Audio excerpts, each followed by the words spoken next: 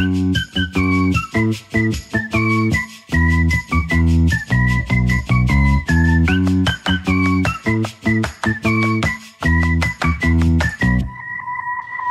se dit tout et on passe à table.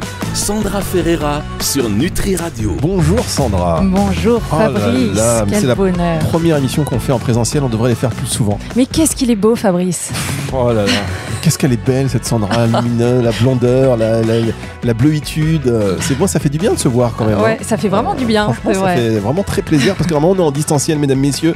Et même si ça vous importe très peu, tant que la qualité du message est là, et là je peux vous garantir qu'aujourd'hui on va encore parler d'un sujet avec Sandra. Je sais pas vous dénichez ces sujets, mais vous les travaillez et ça fait bien plaisir. En tout cas, bon, voilà, on est en mode proche, en mode studio. On va tous se dire. Je vois donc que vous portez des lunettes rondes qui vous vont à ravir. Ah, faut pas tout dire, Fabrice, faut pas tout dire. Vous portez le casque aussi également. Ça, vous pouvez le dire. À ravir. Alors, cette semaine, Sandra, vous voulez nous parler d'une étude qui a été réalisée par l'Ipsos, je crois, et qui parle de l'importance ou de l'intérêt du petit déjeuner chez les adolescents. Exactement, une étude, mais alors magnifique, qui est comment faire perdurer le petit déjeuner chez les adolescentes. Alors, c'est une étude Ipsos qui a été réalisée pour la Fondation Lactel. Alors, j'explique. La Fondation Lactel, elle a souhaité comprendre pourquoi les collégiennes perdaient progressivement l'habitude de prendre un petit déjeuner le matin. Les collégiennes spécifiquement parce qu'ils avaient fait tous les collégiens mâles, féminins l'année précédente et ils voulaient vraiment se concentrer sur les filles adolescentes, donc les collégiennes. Alors pour ce faire, il y a eu un dispositif complet, ambitieux qui a été mis en place avec Ipsos. Ils ont été toutes ces adolescentes ont été interrogées, sondées sur leur façon de consommer, mais on a pris bien sûr qu'un échantillon de 451 collégiennes qui ne prenaient pas leur petit déjeuner tous les jours en semaine. Et qu'est-ce qu'on va retrouver dans cette analyse? Des choses vraiment intéressantes. Par exemple, parmi les collégiennes interrogées, et on se le rappelle, ce sont uniquement des collégiennes qui ne prennent pas de petit déjeuner en semaine, les 3/4 déclarent savoir ce qu'est un petit déjeuner équilibré. Elles sont au courant, Fabrice, elles sont au courant de ce qu'il faut manger, mais elles ne le font pas. Elles savent qu'il faut limiter le gras, elles savent qu'il faut limiter le sucre et qu'il faut manger correctement pour tenir jusqu'au déjeuner, mais elles ne le font pas. Alors, on va retrouver, j'avais envie de faire cette chronique avec quelques petites citations. On va retrouver par exemple sur les réseaux sociaux de ces jeunes collégiennes qui étaient suivies, qui disent, on le voit dans les pubs à la télé, également sur Internet, les adultes le rabâchent souvent, donc elles le savent bien. Il faut qu'il soit équilibré ce petit déjeuner comme du laitage, des fruits, des féculents, du pain, des céréales. Les mauvaises habitudes sont de manger trop sucré ou pas assez, je le sais, car je l'ai entendu à la télé. Donc là, on est sur des ados de 13 et 15 ans, elles sont au courant. Bon, jusque-là, tout va bien. Elles vont même jusqu'à échanger sur les réseaux sociaux, elles cherchent des informations pour composer un régime alimentaire et un petit déjeuner sain. Ça, c'est bien. On constate toutefois un décalage certain entre la théorie et la pratique, car moins d'une sur deux, donc 49% exactement, déclarent avoir une alimentation saine et seuls 2 sur 5 considèrent que le petit déjeuner est le repas le plus important de la journée. De ce fait, Fabrice, le petit déjeuner n'est pas vraiment ancré dans leur routine. Ça, on l'a bien compris. Elles vont prioriser quoi? Elles vont prioriser le sommeil, tout simplement. C'est plus sympa de dormir que de manger, finalement, pour elles. Elles sont fatiguées. Elles préfèrent rester quelques précieuses minutes de plus au lit plutôt que de prendre ce temps pour manger. Et elles vont prioriser la préparation de soi. On se rappelle, on est à l'adolescence. C'est une étape de la vie où l'apparence compte beaucoup. Les jeunes filles, elles construisent des routines, des rituels bien spécifiques autour des soins, beauté, maquillage, coiffure, habillage, et du coup, elles n'ont plus de temps pour petit déjeuner, tout simplement. Donc ça, c'est important. Il faut savoir que 73% vont prioriser la coiffure. 82% vont prendre du temps pour s'habiller. Se laver le visage, c'est 64%. On a retrouvé sur TikTok une des jeunes collégiennes qui disait « Je prends bien 2 heures à m'habiller et à me lisser les cheveux. » Une autre dit « Pas le temps de déjeuner le matin et je peux même pas goûter l'après-midi car j'entre à 18h45 », ce qui pose aussi un souci là-dessus. Alors, quelle est la place du petit déjeuner dans les habitudes des collégiennes? Il faut savoir voir que dans la semaine, le petit déjeuner n'est pas systématique, mais on va le retrouver plus le week-end et on va voir pourquoi. Elles sont pas, ces collégiennes, totalement éloignées du petit déjeuner. Presque près de la moitié en prend tout de même la plupart du temps. On n'oublie pas. Et ce n'est qu'une minorité qui en prend rarement. Elles vont y consacrer peu de temps, moins de 10 minutes. Ça, c'est vraiment dommage pour un petit déjeuner qui nous permet de se réveiller. Bon, ça. D'ailleurs, c'est un problème chez les collégiennes, soit dit en passant. Fabrice, je vous fais intervenir. Est-ce que vous petit déjeunez ? Alors moi, petit déjeuner, oui, mais je suis en pleine révolution là. Depuis que je fais toutes ces émissions, je me dis il faut absolument que je revoie tout. Donc j'ai essayé de changer plein de choses. Je compte aussi sur vous pour me donner votre avis. Parce que là, on sait quand on a des mauvaises habitudes. Et j'en parlais d'ailleurs avec un médecin présent sur cette antenne qu'on salue, qui me dit, moi, mon petit faible, c'est le pain confiture, pain beurre confiture tous les matins, j'ai du mal. C'est dur de changer ses habitudes. On va y revenir dans un tout petit instant. Je vous propose qu'on marque une toute petite pause. Le temps, chers auditeurs, que vous aussi, vous fassiez peut-être un point sur ce qui compose votre assiette, on va dire, au petit déjeuner, si vous en prenez, parce que pareil, j'ai l'impression qu'il y a de moins en moins de personnes qui prennent ça au sérieux, cette histoire de petit déjeuner. On n'a plus le temps de rien, on se lève et on privilégie le sommeil. Alors, il y a plein de théories, il y a plein de théories que je ne vais pas développer, je vais vous laisser poursuivre votre idée. Aucun souci. Ce sera dans un instant, c'est sur Nutri Radio, restez avec nous.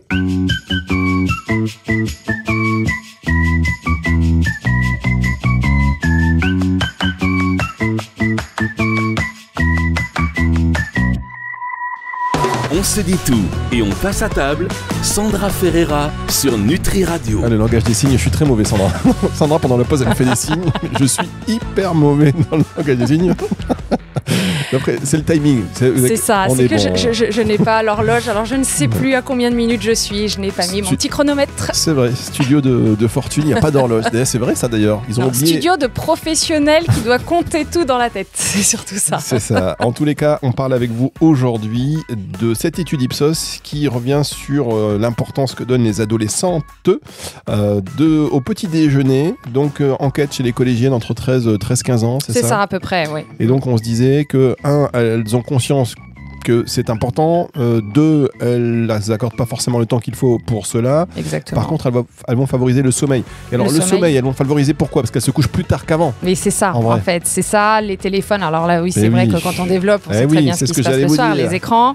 Elles vont prioriser donc le sommeil et aussi se faire belle le matin. C'est-à-dire qu'elles préfèrent largement se lisser les cheveux et ce n'est pas un jugement négatif, mais voilà, se faire belle plutôt que de prendre le petit déjeuner.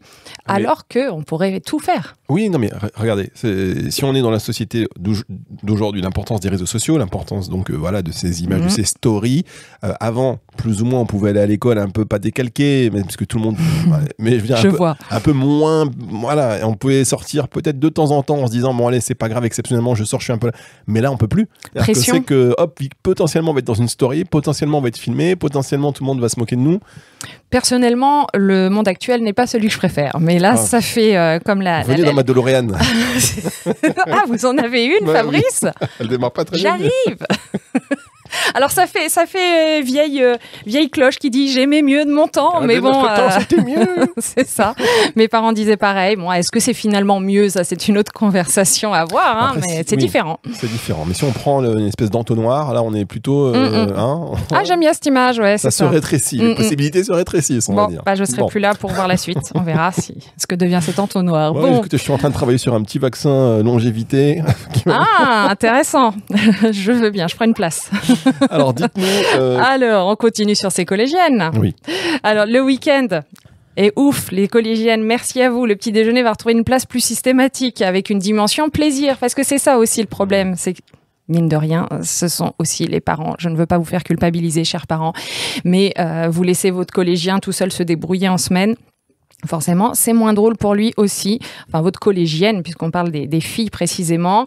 21% des collégiennes qui ne prennent pas systématiquement de petit déjeuner en semaine en prennent systématiquement le week-end. Donc ça, c'est plutôt une bonne nouvelle. Et c'est encore la dimension plaisir. On a Lee, 14 ans, qui dit « Ce qui me donne envie de manger, c'est quand il n'y a pas de cours et que j'ai du temps devant moi. » Donc, moi, je me reconnais en Lee. Voilà. Le meilleur moment pour cela est quand je n'ai rien à faire, ni école, ni devoir. Se lever à 6 heures du matin, c'est horrible. On a une autre personne dont je n'ai pas le nom, mais qui a publié sur TikTok « Je déjeune pas parce que j'ai pas le temps le matin, sauf le dimanche, où c'est œufs, bacon, viennoiserie et un gâteau. Bon, là, c'est carrément... Là, on se lâche. Là, c'est feu d'artifice freestyle. C'est un feu d'artifice, une compensation. Le petit déjeuner, donc, il est vécu comme un moment de plaisir. C'est chaleureux, c'est convivial, souvent en famille. C'est pris à une heure plus tardive. Là, beaucoup de personnes se reconnaissent, dont Fabrice ici présent. Les viennoiseries prennent une large part, 61%, ce qui n'est pas forcément l'idéal. Mais bon, allez, je suis contente. Les collégiennes ont fini par prendre leur petit déjeuner le week-end. Je vais pas leur enlever la viennoiserie. Pain, confiture sont plus répandus qu'en semaine, ce qui est vraiment très bien. On n'oublie pas que les collégiennes subissent le développement de leur corps. Certaines cherchent à maigrir, et c'est là où je veux en venir aussi aujourd'hui, ou à limiter la prise de poids. 18% des sondés ont déclaré être au régime ou avoir déjà fait un régime. Alors, régime pour perdre du poids, parce que qu'on se rappelle, le mot régime, ça veut tout dire et rien dire. Donc là, on parle de régime pour perdre du poids. Le petit déjeuner est un repas qu'elles conçoivent généralement comme sucré. Donc, elles choisissent parfois de le sauter volontairement. Et là, on a sur un forum une jeune fille qui dit « J'ai 13 ans, je fais 52 kilos pour 1m70. » Ce qui est déjà très, très mince, 52 kilos pour 1m70. Je suis de base très mince, elle en a conscience. En tout cas, c'est ce que me dit tout mon entourage. Mais j'ai quand même décidé de me lancer dans un régime extrême. Le mot est fort. Donc, je vous explique. Pour le petit déjeuner, je prends 5 dattes, plus un fruit ou rien du tout. Est-ce que vous me conseillez de faire un truc de plus, ou est-ce que vous trouvez que mon régime est un peu trop extrême? En tout cas, merci d'avance. Voilà, donc des jeunes filles qui sont un peu perdues aussi par rapport à l'image du corps. On les voit même sur TikTok. Alors toujours pareil, dans le cadre de l'étude, bien sûr. Les potes de ma sœur font des régimes et elle se sent obligée de suivre alors qu'elle est archi skinny, ce qui veut dire très très mince. Donc on fait ça parce que phénomène de mode. Je me sens grosse et la classe se moque de moi car je fais 46 kilos, 1m59, ce qui est plutôt mince. Donc là, ce qui est assez fou. Ma meilleure amie, elle a tellement un corps parfait. Voilà, on est dans l'image que vous disiez, Fabrice, ce qui va jouer énormément. N'oublions pas que chez les collégiennes, nous avons aussi les cycles menstruels qui vont avoir un rôle important parce que lors de l'apparition des menstrues, on a des symptômes qu'on appelle prémenstruels. C'est le petit plaisir d'être une femme. Et pendant cette période, les jeunes filles peuvent avoir des symptômes. Certains hommes un peu machos diraient que ça joue sur le caractère des femmes, mais c'est pas que ça joue fondamentalement. Oui, c'est parce que hormonalement, je vais y arriver, c'est plus compliqué. Elles n'ont pas faim, elles vont être dégoûtées par la nourriture, elles vont avoir des crampes, des douleurs d'estomac. Il y a de quoi être de mauvaise humeur entre nous. Donc, pour redonner sens à ce petit déjeuner, il est vrai que ce qui est important, lorsque le réveil est trop matinal et qu'il y a en général un manque de sommeil, il faut savoir que ces jeunes filles décrivent un sentiment d'écœurement au réveil, surtout dans l'heure qui suit ce réveil. C'est scientifique ça, c'est parce qu'on a des hormones la nuit qui font qu'on n'a pas faim, sinon on se lèverait la nuit comme on a envie de manger le jour. Et parfois le matin, ces hormones ont du mal à se dissiper. Comme elles ont du mal à se dissiper, on n'a pas très faim. Ce qui serait superbe, c'est que ces jeunes filles puissent emmener quelque chose au collège pour manger. Ça, c'est souvent moins fait, peut-être moins facile à faire, tout simplement. On va marquer une toute petite pause, la dernière, et on se retrouve pour la fin de cette émission. J'adore ce mot, c'est un néologisme, je crois que vous avez inventé, le hormone-malement. Ça, c'est mon... Qu'est-ce que j'ai dit? Ah mince. Bah oui, ça c'est moi, c'est Sandra. C'est beau, vous disiez oui, c'est certains messieurs, le hormone-malement. Je trouve qu'il y a quelque chose, ça peut être lapsus révélateur. Le titre d'un bouquin, hormone-malement. On suivra ces aventures. On revient dans un tout petit instant sur Nutri Radio. Restez avec nous.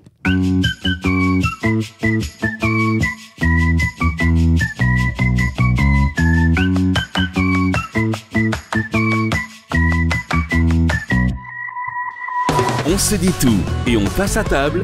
Sandra Ferreira sur Nutri Radio.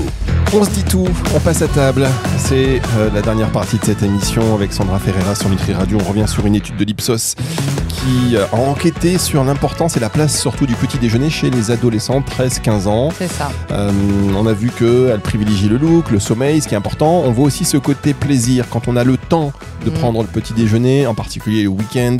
C'est vrai que c'est bien, on va se faire des choses la semaine quand on sait qu'on a un bus à prendre ou un truc ou machin. On court en fait et on prend très vite le pli de courir et de s'oublier un peu. Vous parlez aussi de la période chez les adolescentes pré-menstruelle et menstruelle.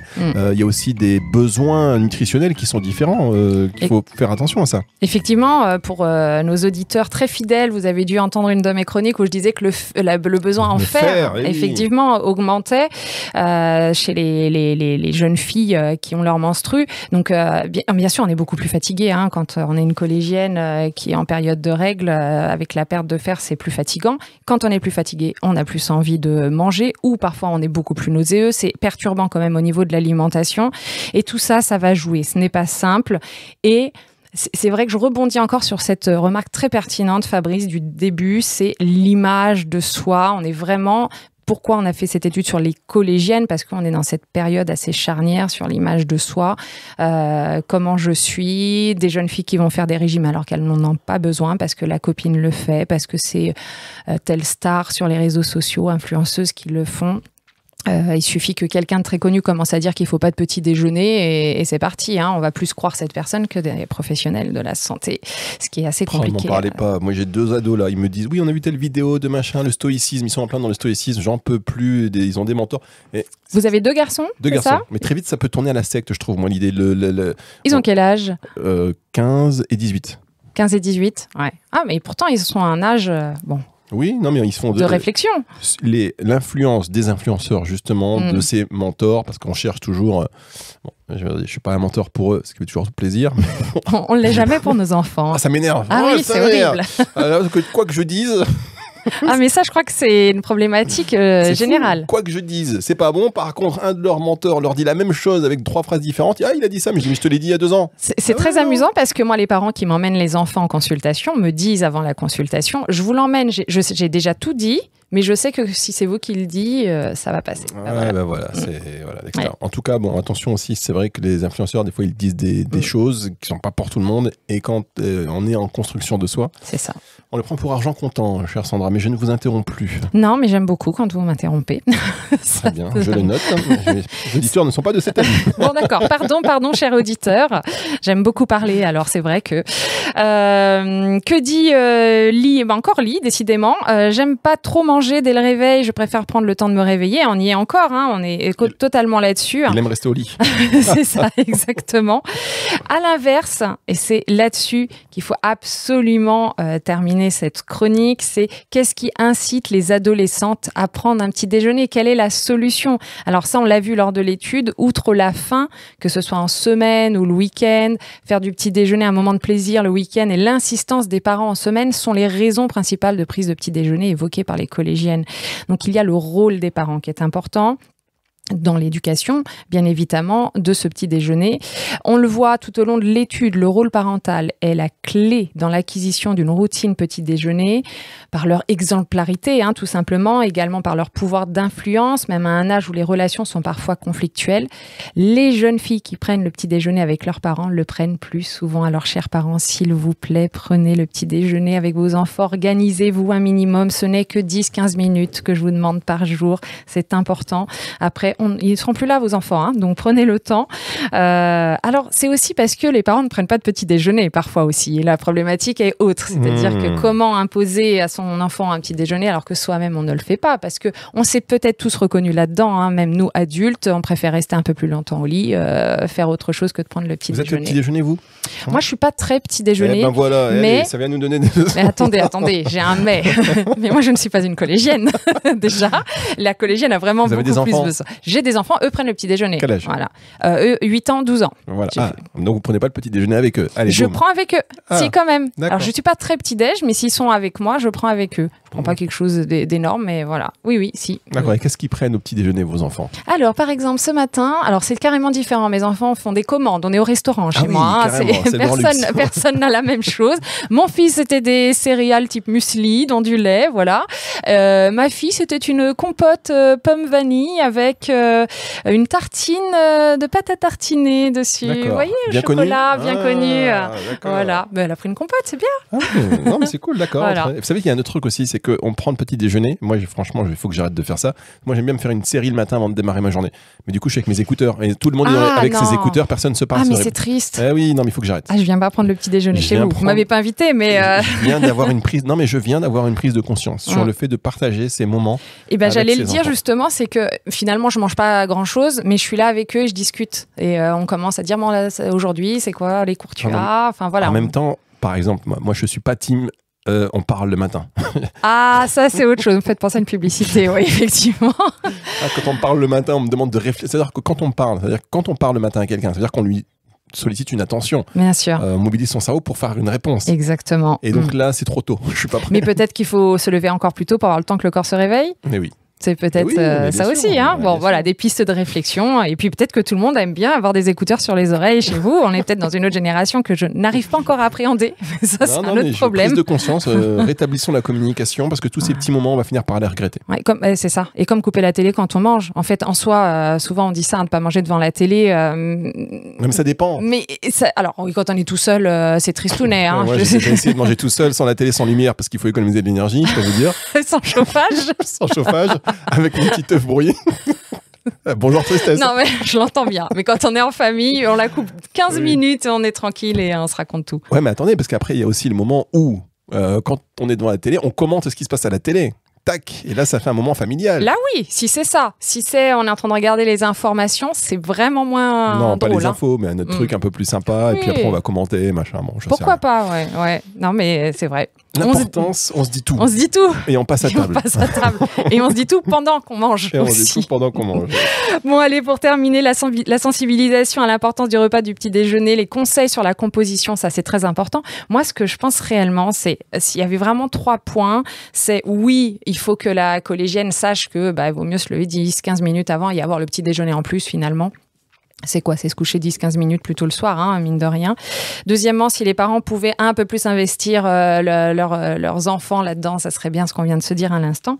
La troisième chose, c'est que les réseaux sociaux sont une source d'information, mais il faut bien faire attention. Et c'est là où j'aimerais qu'il y ait plus de sensibilisation dans les écoles par des professionnels, tout simplement, qui passent, alors des professionnels ou que les professeurs soient suffisamment formés, mais je pense qu'ils ont déjà beaucoup de choses à faire, ou qu'il y ait des interventions ponctuelles. Je le fais, moi, hein, dans certaines écoles, mais il faut qu'il y ait des projets d'école, il faut qu'ils aient envie aussi, où un diététicien, un professionnel, en tout cas de la nutrition, vient expliquer de manière ludique. Il ne faut pas que ce soit magistral, on est avec des collégiens, on s'amuse, on fait des petits jeux, et là, l'enfant, quand il rentre à la maison, il dit « Ah, maman, il y a quelqu'un qui a dit à la maison, à l'école, ceci, cela, j'ai envie de faire comme ça, et je vous assure que ça marche du feu de Dieu. » Ah voilà, c'est bon à savoir, et c'est vrai que c'est bon à démocratiser ces interventions dans les écoles. Au moins ça c'est utile, parce qu'il y a des interventions, la question, mais ça, je les interventions, les interventions sur la diététique et tous ces cours en fait, hein, ces prises de conscience, plutôt on a ces bonnes habitudes et plutôt après on peut les développer, les maintenir déjà. Et ensuite, les faire perdurer, les transmettre à la prochaine génération. Eh bien, merci beaucoup, Sandra. On va se retrouver en studio aussi la semaine prochaine. Parce que là, on est là. Ah oui, là, on est parti. Et j'adore. Là pour 3 semaines, on a fait un crédit. Énorme. Énorme. On investit tout. Voilà, on se lâche. Et la semaine prochaine, ce sera la dernière émission de l'année. Ah, déjà. Eh oui, on se retrouvera en 2024. Après, c'est 2024, oui. Donc, est-ce que vous allez nous donner des astuces diététiques pour les fêtes de fin d'année? Je ne sais pas. Non, parce que votre sujet... Même pas. Mais là, je fais pas de marronnier. Là, je laisse les autres faire des marronniers. Moi, je suis original. Non, mais c'est vrai en plus. C'est l'originalité des sujets que vous traitez.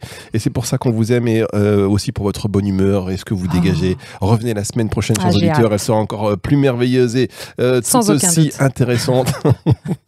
C'est la fin de cette émission, disponible en podcast à partir de 18h ce dimanche sur nutriradio.fr, sur toutes les plateformes de streaming audio.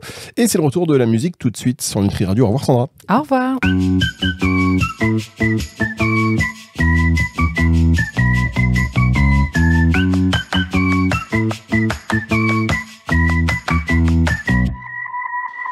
On se dit tout et on passe à table. Sandra Ferreira sur Nutri Radio.